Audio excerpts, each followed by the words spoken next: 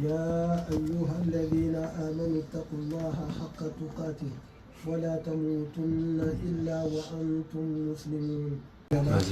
وأشهد أن لا إله إلا الله وحده لا شريك له له الملك وله الحمد وهو على كل شيء قدير. وأشهد أن محمدا عبد الله ورسوله أرسله الله بالهدى ودين الحق ليظهره على الدين كله ولو كره المشركون. صلوات الله وسلامه عليه وعلى آله وصحبه وسلم تسليما كثيرا. يقول المولى جل شأنه في محكم التنزيل بعد أعوذ بالله من الشيطان الرجيم بسم الله الرحمن الرحيم. يا أيها الذين آمنوا اتقوا الله حق تقاته ولا تموتن إلا وأنتم مسلمون. يا أيها الناس اتقوا ربكم الذي خلقكم من نفس واحدة وخلق منها زوجها وبث منهما رجالا كثيرا ونساء واتقوا الله الذي تساءلون به والأرحام إن الله كان عليكم رقيبا. يا أيها الذين آمنوا اتقوا الله وقولوا قولا سديدا يصلح لكم أعمالكم ويغفر لكم ذنوبكم ومن يطع الله ورسوله فقد فاز فوزا عظيما. ويقول رسول الله صلى الله عليه وسلم أيها الشباب من بلغ منكم الباءة فليتزوج فإنه أغض للبصر وأحسن للفرج فإن لم يستطع فليصم فإن له به وجاء. Louange à Allah subhanahu wa ta'ala que nous louons, que nous implorons son assistance et ainsi que son aide, quiconque ainsi qu'à sa famille, à ses compagnons et à tous ceux qui ont suivi le chemin et la voie éclairée du prophète jusqu'au jour du jugement de Dieu. J'atteste qu'il n'y a pas une divinité digne d'être adorée à part Allah subhanahu wa ta'ala. Et j'atteste que Muhammad alayhi salatu wa salam est son messager. Allah subhanahu wa ta'ala nous dit dans le premier verset que je citais, il dit, ô vous qui ont cru, craignez votre Seigneur comme il doit être craigné et ne meurent jamais qu'en pleine soumission. La pleine soumission, c'est de respecter les 5 piliers de la foi de l'islam. C'est l'attestation de foi, la ilaha illallah, qu'il n'y a point de divinité à part Allah subhanahu wa ta'ala. Et j'atteste que Muhammad alayhi salatu wa salam est son messager. La deuxième pilier, c'est les 5 prières quotidiennes. La troisième, c'est l'aumône légal qu'on appelle az-zaka. Et la quatrième pilier, c'est le jeûne du mois de Ramadan, qu'on appelle Som Ramadan. Et le cinquième, que bientôt ça va arriver, c'est le pèlerinage à la Mecque si on a les moyens physiques et financiers.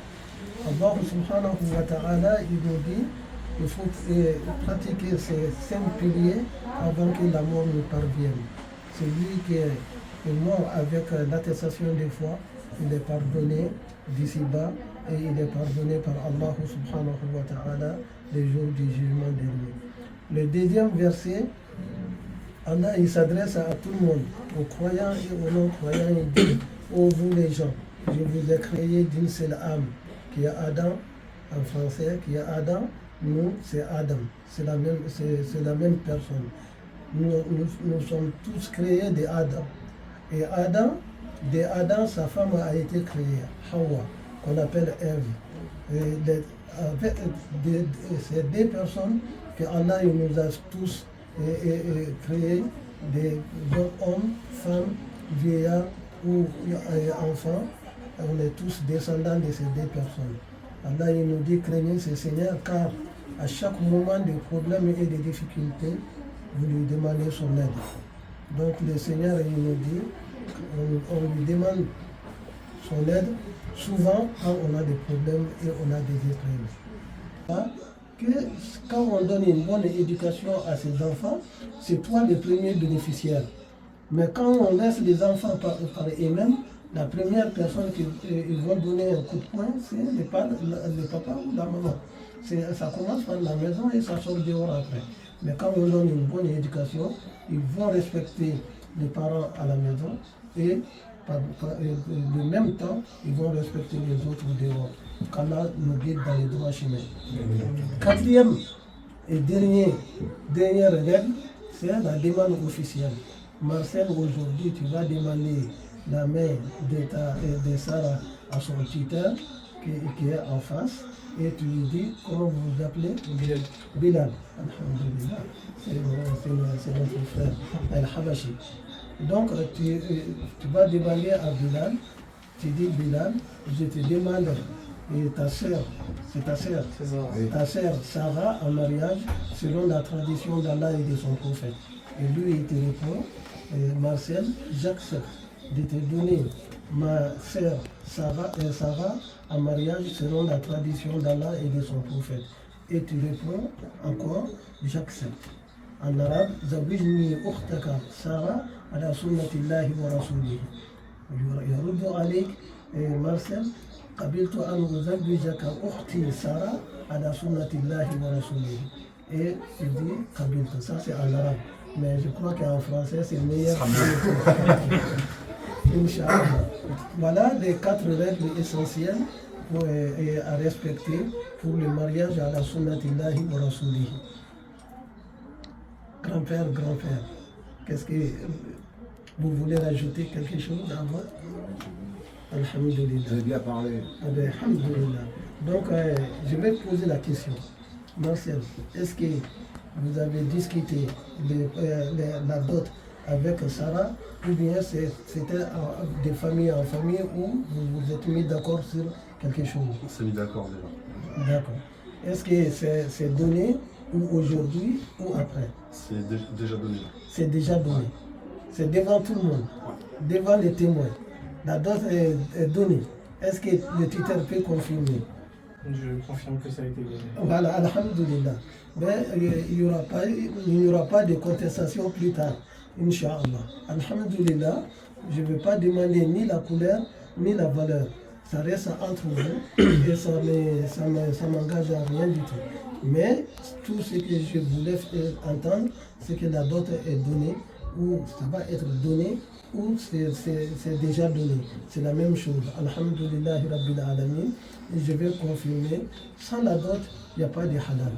Même si on est resté ici 1000 ans, s'il n'y a pas de dot, il n'y a pas de mariage à la sunnatillah ou à la sunnati rasulihi sallallahu alayhi wa sallam.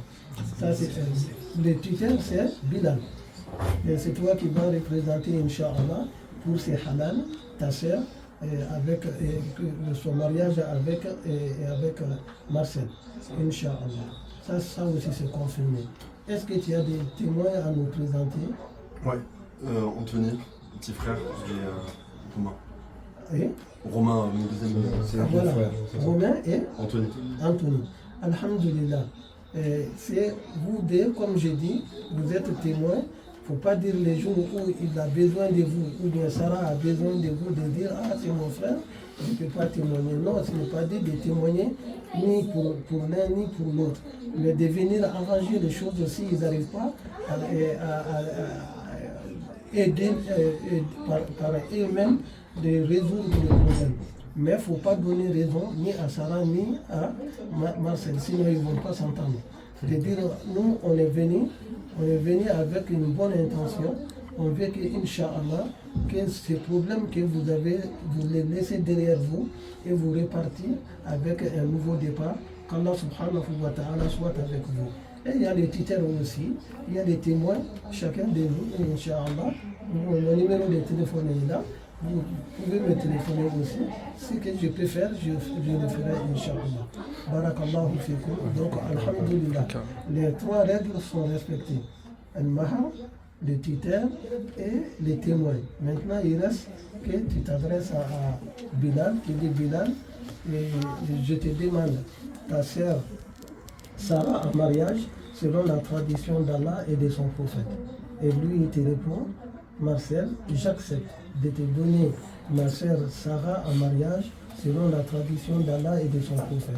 Et tu réponds, Kabil, et j'accepte. Donc ça, une fois, c'est bon. Mais l'école malékite, c'est 3 fois. Et même l'école hanéfite, c'est 3 fois. Mais il y a d'autres écoles qui disent, si c'est dit une fois et que c'est bien dit, ça suffit aussi. Donc une fois ou 3 fois, mais pas 2 fois. Une fois ou 3 fois, Inch'Allah. Maintenant, tu demandes à Bilal, et si vous voulez faire une fois ou 3 fois. Tu l'as en tête? Hein? Tu l'as en tête? Oui. Ouais, je l'ai en tête. Moi, je l'ai en tête, je crois. 3 fois? Une fois. Une fois. Une fois. Alhamdulillah. Mais si c'est mal dit, vous allez répéter. Ouais, mais Ah, ça, je ne vais pas effacer ça. Je suis dire à l'affaire. Alhamdulillah. Barakallahu lakuma. Donc, tu t'adresses à Bilal. Bilal, je demande la main de ta sœur Sarah en mariage, selon la tradition de Allah et son prophète. Marcel, j'accepte de te donner la main de Sarah en mariage, selon la tradition de l'islam et de son prophète. J'accepte. Vous avez compris? Oui. Sinon, ils vont répéter ce même chose. Ah, il faut qu'il répète, Donc, répétez encore une deuxième fois. Il a bafouillé un petit peu. Ah ouais. Il a bafouillé. Bilal t'a bafouillé un petit peu. Bilal, je te demande ta sœur Sarah Bilal, je demande ta sœur Sarah en en mariage, selon la tradition de Allah et son prophète. Marcel, j'accepte de te te donner ma sœur en mariage, Sarah, selon la tradition d'Allah d'Allah et son prophète. J'accepte. Ça, c'est 2 fois. Une 3e fois. Bilal, je demande la main de ta sœur Sarah en mariage, selon la tradition de Allah et son prophète. Marcel, j'accepte de te donner la main de Sarah en mariage, selon la tradition d'Allah et son prophète. J'accepte. Alhamdulillah. Ils sont mariés à la sunnatillah ou à la sunnati rasulihi sallallahu alayhi wa sallam. C'est simple. Il qui est tombé là. Le stress. Alhamdulillah. Les invocations du prophète alayhi salatu wa sallam. Barakallahu lak. Wa baraka alayk. Wa jama'a baynakuma khayra. Qu'Allah te bénit, qui bénit ton union avec Sarah et qui met la tendresse, la quiétude et la miséricorde entre vous deux. Et je m'adresse à Bilal, Barakallahu li Sarah, wa baraka alayha, wa jama'a baynahuma khayra. Qu'Allah bénit Sarah et qui bénit son union avec Marcel et qui met la tendresse, la quiétude et la miséricorde entre les deux. Barakallahu lakuma, wa baraka alaykuma, wa jama'a baynakuma khayra. Qu'Allah vous bénit, qui bénit votre union et qui met la tendresse, la quiétude et la miséricorde entre vous deux. Ça, c'est les invocations du prophète alayhi salatu wa salam après chaque mariage pour les deux mariés. Nas'alullah subhanahu wa ta'ala an yuwaffiqa baynakuma kama wafaqa bayna Adam wa Hawa. Nas'alullah subhanahu wa ta'ala. Il y a quelque chose que ça l'a blessé. Il ne faut pas chercher le coupable, de demander le pardon. Dis Sarah, je te demande pardon. J'ai eu tort envers toi. Un jour, si elle aussi, elle a eu tort envers toi, elle ne va pas hésiter de te demander pardon. Comme ça, vous allez rester chez vous, dans votre foyer, dans votre famille, que personne ne sait ce qui va se passer, ce qui se passe entre vous. Si vous êtes véridique l'un envers l'autre. Si chacun a ouvert son cœur et a demandé le pardon au moment fatidique, le moment où on doit demander pardon. Il ne faut pas dire que moi je suis l'homme, c'est moi qui ai raison. Personne n'est parfait. Le seul parfait, c'est le Seigneur Tout-Puissant. C'est lui seul qui est parfait. Nous tous, on n'est pas parfaits. Donc, j'ai dit ça. Il y a un proverbe de chez nous. On dit chacun de nous a une langue et a des dents. Vrai ou faux? Mais parfois, quand on mange des gâteaux ou bien un chewing-gum ou bien une date, parfois la langue est mordue par les dents. Et c'est très douloureux, même les larmes peuvent tomber. Mais est-ce que pour autant, la langue va dire j'en ai marre, je prends mes pliques et mes plats et je pars et je te laisse tout seul? Non. Parce qu'ils sont condamnés tous les deux à cohabiter ensemble et à vivre ensemble. Donc à partir d'aujourd'hui, Inch'Allah, mettez-vous à la place de la langue et des dents, que le Cheikh Mahmoud a dit, un proverbe de chez nous.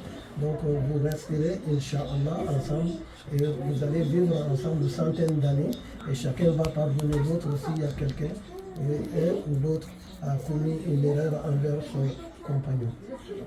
Allah subhanahu wa ta'ala il dit à la fin de ces versets وَمَنْ يُطِعِ اللَّهَ وَرَسُولَهُ فَقَدْ فَازَ فَوْزًا عَظِيمًا. Celui qui obéit aux enseignements d'Allah et aux enseignements de son prophète, il a énormément gagné d'ici-bas et il va gagner Yom al-Qiyamah, le jour de la résurrection, le paradis d'Allah subhanahu wa ta'ala. C'est comme ton grand-père, il va poser la question, est-ce que lui, il va aller dans le paradis? Dieu seul le sait. Moi, je ne sais pas si je vais être parmi les habitants du paradis, ni lui, ni quelqu'un d'autre.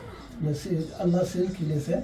Mais on sait que quelqu'un qui a fini sa vie à obéir à son Seigneur et il a terminé sa vie sur ça, et avec la promesse d'Allah, il va gagner le paradis. Qu'Allah nous fasse partie, tous les habitants du paradis, Inch'Allah. Amin, Inch'Allah. Donc, à la fin de ces versets, Allah dit وَمَنْ يُطِعِ اللَّهَ وَرَسُولَهُ فَقَدْ فَازَ فَوْزًا عَظِيمًا. C'est lui qui obéit à Allah et à son prophète. Ça veut dire qu'il a obéi les enseignements et les règles que Allah nous a tracées, et il a obéi le message que son messager nous a transmis, et il a mis en pratique. Il va énormément gagner, car il va avoir le respect des hommes d'ici-bas, et il aura aussi la place utile qui est le paradis d'Allah subhanahu wa ta'ala.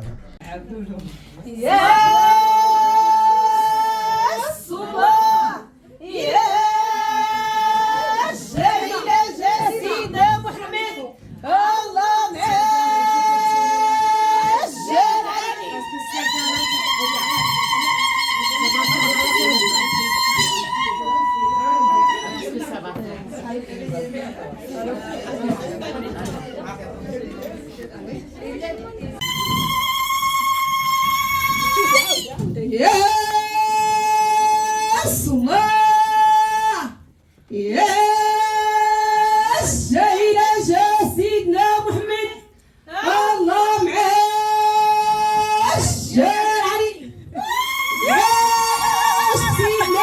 صلوا عليه.